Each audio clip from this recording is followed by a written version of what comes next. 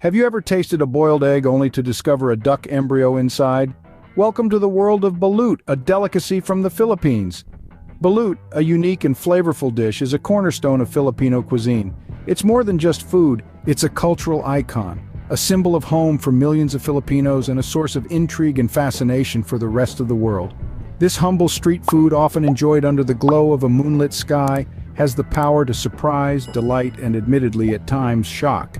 Its reputation as an exotic dish has reached far and wide, sparking curiosity and conversations around the globe.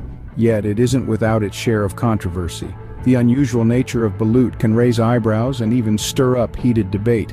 But isn't that what makes food culture so intriguing? So, how does this unique delicacy come into being? Let's take a journey from the farm to the table. Balut begins its life just like any other duck egg, but its journey is quite different. Unlike its unfertilized counterparts that head straight to the frying pan or bakery, the balut egg's journey starts with a very particular selection process. Only fertilized duck eggs are chosen, and this is no easy task. Farmers must carefully observe the duck's mating habits and gather eggs within a specific time frame to ensure they contain the crucial element, a developing embryo. Once these potential balut eggs are collected, they are placed in an incubator, but this isn't your typical hatchery setup. It's a carefully controlled environment where even the slightest fluctuation in temperature or humidity can mean the difference between a perfect balut and a culinary catastrophe. The optimal conditions for balut incubation?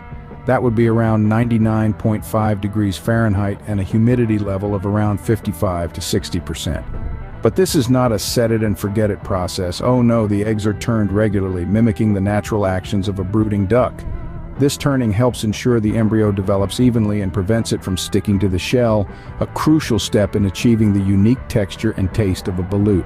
As the days pass, the magic happens. Inside the shell, the duck embryo grows, developing into the delicacy that is so loved and sometimes feared by many. At the end of the first week, the egg is held against the light, a process called candling, to check on the embryo's development. The balut's journey doesn't end in the incubator.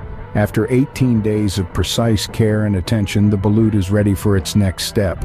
It's time for the eggs to leave the warmth of the incubator and meet their final destination, the boiling pot.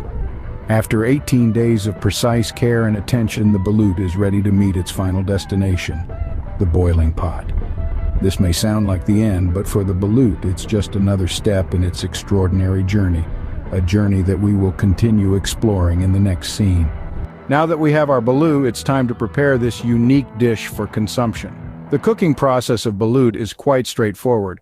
Much like preparing hard-boiled eggs, balut is boiled in water. However, the timing is crucial. The eggs are gently lowered into a pot of already boiling water and left to simmer. The cooking time varies depending on the age of the egg, but typically it takes about 20 to 25 minutes. Now let's talk about the traditional way of eating balut in the Philippines, which is an experience on its own. First, the top of the egg is cracked and a small hole is made. This reveals the savory broth inside, which is sipped before peeling the rest of the egg. The broth is rich and flavorful, akin to a concentrated chicken soup. Next comes the main event. After the broth, the rest of the shell is peeled away, revealing the embryo and yolk. At first glance, it might seem daunting, but fear not. The balut is typically enjoyed with a pinch of salt and a splash of vinegar, which cut through the richness and balance the flavors. You can also add some chili for an extra kick if you like your food spicy. When it comes to eating balut, expect a symphony of textures and flavors. The yolk is creamy and rich, while the embryo offers a contrasting texture that's tender and slightly chewy. It's a mix of savory, salty, and a hint of sweetness, all in one bite. Some might find the idea of eating a fertilized duck egg daunting, but once you get past the initial apprehension, you'll find that balut is a delicacy that's not only packed with flavor but also a rich source of protein and vitamins. It's a beloved food item in the Philippines, enjoyed by locals and daring tourists alike. With its complex flavors and textures, balut is truly a culinary adventure. It's a testament to the creativity and resourcefulness of Filipino cuisine, transforming a simple duck egg into a dish that's nutritious, flavorful, and undeniably intriguing. Enjoy the adventure that is balut. While balut is adored by many, it's also the subject of controversy and debate. Indeed, this delicacy, which involves the consumption of a fertilized duck egg, has drawn ethical concerns from various sectors. Some argue that the process of making balut, which involves boiling the egg when the embryo has already formed, is inhumane. They contend that the duckling, at the stage when it's typically consumed, is already a sentient being capable of feeling pain. Yet it's essential to consider that in the Philippines, balut isn't just another food item. It's a cultural symbol steeped in tradition and history. It's a common street food, sold by vendors who roam the streets at night calling out to potential customers.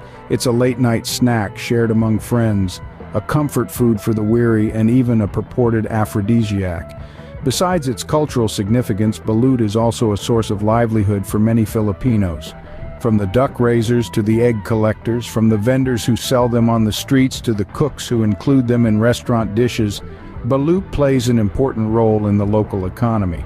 It's not just about the egg, it's about the community that thrives because of it.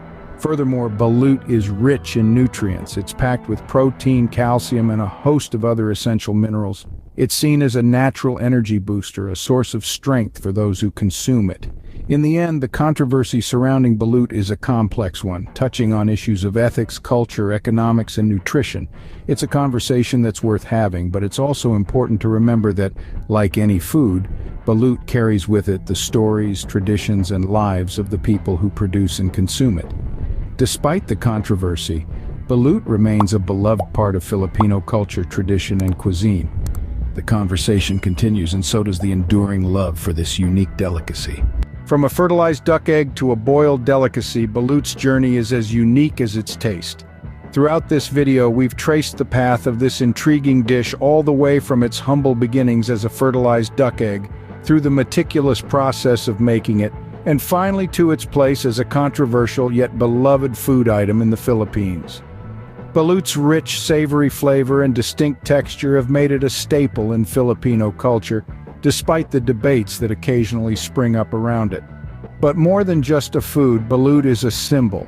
It reflects the Philippines' culinary diversity, their resourcefulness, and their courage to try new things. It may not be for everyone, but for those who are open to experiencing different flavors, it's definitely a must-try. Whether you find balut intriguing or intimidating, one thing is certain: it's a dish that tells a fascinating story. And if you enjoyed this journey, don't forget to subscribe and like this channel for more fascinating food stories from around the globe.